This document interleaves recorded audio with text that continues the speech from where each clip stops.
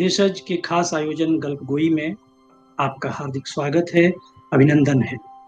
आज एक बार फिर गल्पगोई में कहानी पाठ के लिए आई हैं कविता। इनके 7 कहानी संग्रह प्रकाशित हैं। मेरी नाप के कपड़े, उलट बांसी, नदी जो अब भी बहती है, आवाजों वाली गली, क से कहानी, घ से घर। कविता के 2 उपन्यास भी छप चुके हैं। मेरा पता कोई और है, ये दिए रात की जरूरत थे। कविता ने कुछ पुस्तकों का संपादन भी किया है। राजेंद्र यादव, कमलेश्वर, मोहन राकेश और नामवर सिंह के पत्रों का संपादन अब वे वहां नहीं रहते, खास तौर से उल्लेखनीय है। मैं हार्दिक स्वागत करता हूं गल्पगोई की आज की मेहमान कथाकार कविता का एक बार फिर कहानी पाठ के लिए, और आमंत्रित करता हूं कि वो आएं और अपनी कहानी पढ़ें। कविता। नमस्कार, मैं कविता देशज के गल्पगोई कार्यक्रम में पुनः उपस्थित हूँ। जो कहानी मैं आज पढ़ने जा रही हूँ उसका शीर्षक है कथा अकथा। यह एक छोटी सी कहानी है, लेकिन मेरी प्रिय कहानियों में से एक। कहानियों की उसकी जिद है कि कभी थमती ही नहीं, और कहानियां हैं कि मेरे पास ठहरती ही नहीं। उसे अनसुना करती हुई सोचती हूँ, यह रात और कहानियों का वास्ता बड़ा अजीब सा होता है। कहानियां रात के पीछे भागती है या रात कहानियों के साथ जागती, बड़ा घालमेल है नया। कहती हूँ एक था राजकुमार और ठिठक जाती हूँ, एक थी परी और बिदक जाती हूँ, एक था जंगल और उसमें गुम हो जाती हूँ। यह भी नहीं, दैत्य जानवर न। एक था राजा, एक थी रानी, और कहकर खुद ठहरू हिचकू कि वही टोक देती है। यह तो बहुत पुरानी कहानी हुई, राजा रानी अब कहाँ होते हैं। फिर क्या सुनाऊं उसे जो बिल्कुल उसके लिए हो, क्या सुनाऊं जो उसे अपनी सी लगे और जिसकी सीख भी सीख सी दिखती न हो, पर हो सचमुच की जिंदगी में खूब कारगर। उसकी आंखों की चमक से यकीन था कहानी ठीक चल रही है। इत्मीनान की एक सांस लेती हूँ, यह जानते हुए भी कि अधिक इत्मीनान हमें लापरवाह बनाता है। यह कहानियां सुनाने का चलन आखिर शुरू किया तो किसने किया, मैं मन ही मन झुंझलाती हूँ। कहानियों को भोली भाली मासूम सी नींद न आने पर ली जाने वाली मीठी खुराकों वाली मीठी मीठी नींद बुलाने वाली नन्ही मुन्नी गोलियां समझने की भूल हद दर्जे की बेवकूफी है, खासकर अपने नन्हे और नादान बच्चों की खातिर। यह एक लत है जो आपको कहीं का नहीं छोड़ती, और पकड़ कब लेती है यह पता ही नहीं चलता। यह लत हद से ज्यादा खतरनाक है। फिर वे जिंदगी भर कल्पनाजीवी होते हैं, या फिर आदर्शवादी, या फिर कहानियों के राजकुमार राजकुमारियां। जिंदगी भर प्रतीक्षा करती कोई सिंड्रेला, या उसकी जूतियां लेकर उसे तलाशता कोई राजकुमार। असली जिंदगी में जिसके जैसा कोई होता ही नहीं। कहानियों पर भी यह टीप जरूरी है, केवल वयस्कों के लिए। मुझे टोकती है वो कहानी, सुना रही हूं ना, सोचने तो दो, दम लेने दो जरा। इतना भी क्या सोचना, पापा रोज सुना देते हैं। जल्दी से भी मैं कहती नहीं पर सोचती हूँ, यह हर तरह की ऊंच नीच गलत सही सोचने समझने माँ हम माए ही क्यों उठा लेती, पर प्रत्यक्षता साफ साफ कहती हूँ तो सिर्फ इतना, मैं पापा नहीं हूं ना बेटा। मेरी आंखों में की चमक में है कुछ शायद, वह प्रतीक्षा में उकड़ू लेट गई है, आंखों में ढेर सारी उत्सुकता और भोलापन लिए हुए। अब असमंजस का वक्त बिल्कुल नहीं रह गया है, चुनने का भी नहीं, सोचने का तो बिल्कुल भी नहीं। जो कुछ भी हो मन में बस कह देना है वही, बगैर कुछ सोचे समझे। एक आड़ ढूंढना चाहती हूँ मैं, एक खोल तलाशना चाहती हूँ कि भीतर का कुछ भी जमा बाहर ना आए। इस कहानी में तो बिल्कुल भी नहीं किसी घुसपैठियता, कि मैं इतनी सी भी न दिखूं इस कहानी में कहीं। कहती हूँ, एक चिड़ा था, एक चिड़ी, मतलब मेल और फीमेल चिड़िया। उसकी आंखों की चमक थोड़ा और इतराती है। मुझे चिड़िया बहुत पसंद है, मुझे भी। दोनों बहुत प्यार से साथ साथ रहते थे। मन में न जाने क्या उठता है, पूछती हूँ उससे, मैं चिड़िया बन जाऊं, उसकी सारी बातें मैं कहूँ, मजा आएगा तुम्हें। किसी अप्रथा में उसकी बड़ी बड़ी अखियां मुस्कुरा पड़ती हैं। मैं उसकी मुस्कुराहट को हामी समझ लेती हूँ। और नहीं आया तो आप तो जानती है ना, माँ को कहानी कहने नहीं आता, बिल्कुल भी नहीं। फिर भी चलेगा, माँ ही तो कहती है ना कि कोशिश जरूर करती रहनी चाहिए, हिम्मत हार जाना बुरी बात है। मैं मुस्कुरा देती। हम लगातार उड़ते रहे और पहुंच ही गए थे बादलों के देश। तिनका दुनका घर द्वार सब पीछे छोड़े, सब कहीं बहुत नीचे। चिड़े ने चिड़ी से उफ, मतलब मुझसे कहा, हम बादलों के देश चलते हैं, इंद्रधनुष के सतरंगे गांव। उतना ऊपर, वह घबराई थी शायद। हाँ बेटू, उतना ही ऊपर, कहती हूँ और डर जाती हूँ। मैं नन्ही सी बच्ची के मन में भय और आशंकाएं तो नहीं रोक रही, पर कहानी मेरे हाथों से फिसल चुकी है।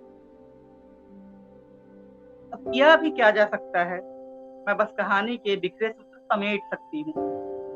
बस इतनी सी भूमिका है मेरी।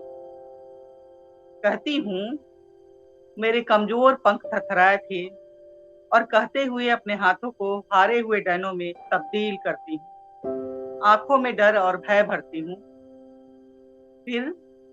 फिर क्या, उसके साथ होने के हौसले ने मेरे कमजोर परों में भी ताकत भर दी थी। हम लगातार उड़ते रहे और पहुंच ही गए थे बादलों के देश। तिनका दुनका घर द्वार सब पीछे छोड़े, साथी संगी सब कहीं बहुत नीचे।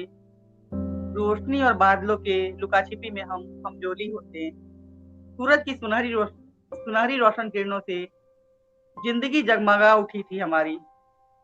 घोंसला भी बनाया तो सबसे ऊंचे पेड़ की सबसे ऊंची डाल पर। धूप रोशनी हवा जैसे सब वहां हमारे लिए ही हूँ, अपने सुंदरतम रूप में, खूब स्वच्छ और उज्जवल। घोंसले से सिर निकालें तो पहरेदारी करते मिलते हमारे सुख भरे घोंसले के। हवाएं मीठी मीठी लोरिया बनकर गुनगुनाती रहती हमारे कानों में। सारी चिड़ियाओं को रस होता। बुजुर्ग कहते, इतना ऊपर भी उड़ना ठीक नहीं, जमीन से हमेशा करीब होना चाहिए, और अपनों का साथ भी। उसकी आंखों की चमक से यकीन था कहानी ठीक चल रही है। इत्मीनान की एक सांस कलेजे में बटोरती हूँ, यह जानते हुए भी कि अधिक इत्मीनान हमें लापरवाह बनाता है। हम ढील छोड़ देते हैं अपनी कोशिशों में, हम कमजोर पड़ जाते हैं हौसलों में। होता भी बिल्कुल वैसा ही है। मैं चूकती हूँ और कहानी अपनी राह निकल लेती है। अब वह मेरे बस में कहाँ। समझ, सीख, पकड़ जैसे शब्द अब बेमानी जान पड़ते हैं। अब बगैर सोचे समझे कहानी की उंगलियां थाम कर चलना होगा। तुम तो जानती हो ना बेटा, जिंदगी में कुछ भी स्थिर नहीं होता। घड़ी की सुइयां निरंतर अगले अंक को पहुंचती हैं, दिन रात सुबह शाम तो अपने दूसरे पड़ाव को। मौसम भी बदलता है हर बार, तो घोंसले के भीतर का मौसम भी रंग बदलने लगा था, कीड़े के मन अंदर का भी। सूरज की रोशनी इतनी तेज होने लगी थी कि तन मन झुलसाने वाली। हवाएं अब सुकून बनकर नहीं आती थी, अंधर बसाए रहती थी अपने भीतर। और चांद भी अब शीतलता नहीं देता था, रगों को जकड़ डालने वाली, जमा देने वाली ठंड। बेटी के चेहरे पर उगी आशंका की रेखाएं पढ़ रही हूं मैं। डर की परछाइयां जो इधर उधर उगती आ रही हैं हौले हौले। मैं पूछती हूँ, डर रही हैं आप? वह अपने डर को झुठलाती है और उसका यह झूठ मुझे गुस्सा नहीं दिलाता, हल्की सी खुशी थमाता है, एक कच्चे वादे सा यकीन की। कहानी निकल चुकी है अपनी यात्रा पर और अब उसे रोक लेना मुमकिन नहीं, बस भरोसा रखना होगा। यह चिड़ी बीच में कहां से आई मॉम? चिड़ी तो आप थी ना? नहीं बेटा, कोशिश किया पर मैं चिड़ी नहीं हो पाई। उसकी रुआसी तक अपने गले लगा संभालती हूँ। मैं कहा मांगती हूँ। चिड़े के मन में भी न जाने कितने अंधर थे, कितनी तेज चलती हुई हवाएं। 100 सूरज की आग होती उसके हर एक बोल में। आकाश की ऊंचाइयों में जीने वाला ऊंचाइयों के खतरे गिनाने लगा था, केवल घोंसले में जीने के फायदे बताने लगा था। उसने मेरे रंगीन परों को अपनी पैनी धीरे धीरे उतरा था। बच्ची की आंख में जो था उसका अनुवाद कोरी उदासी के सिवा और कुछ कहाँ हो सकता था। वह सफा पढ़ लेने के बाद जवाबदेह और दुखी होती हुई मैंने कहा था, कहानी को यहीं छोड़ देते हैं। नहीं, कहानियां अधूरी नहीं छोड़ते, वरना रास्ता भूल जाते हैं। किसने कहा? नानी ने। मैं उसे अपने सही दुरुस्त करती हूँ। हाँ, जिंदगी के रास्ते। सुनो, और तब जबकि मैं कुतरे परों के साथ घोंसले में जीने की आदी होने लगी थी, वह फिर से मुझे आजाद उड़ान की हिदायतदारी वाली दलीलें सुना रहा था। जिंदगी को घोंसले में बांध लेने की खामियां बताते हुए घोंसले को अपनी उसी नुकीली चोंच से विक्षत कर रहा था। घर बंधन है, घर आजादी की उड़ान में बाधक है। वह कमजोर बनाता है, निहायत कमजोर और भीरू, कायर भी।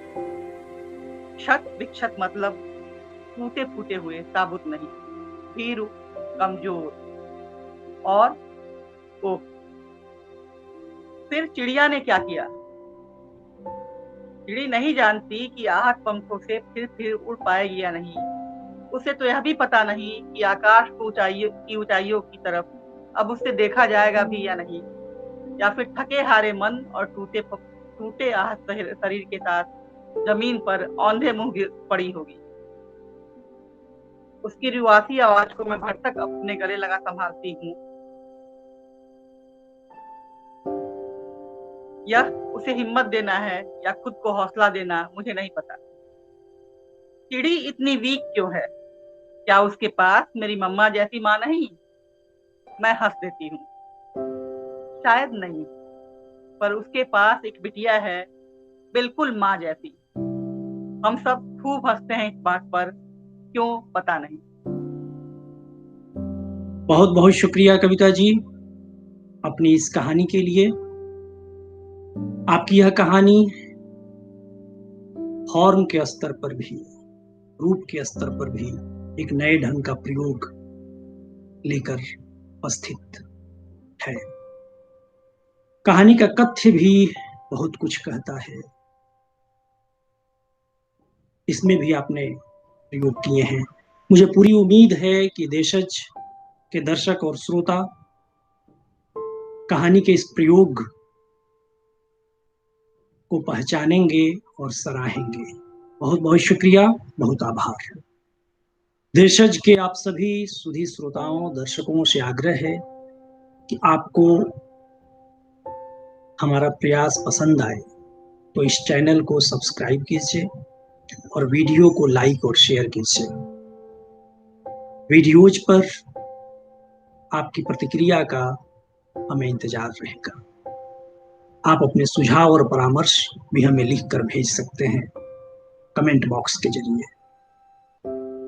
आपके इस सहयोग और समर्थन से देशज आगे बढ़ेगा। बहुत शुक्रिया, बहुत आभार।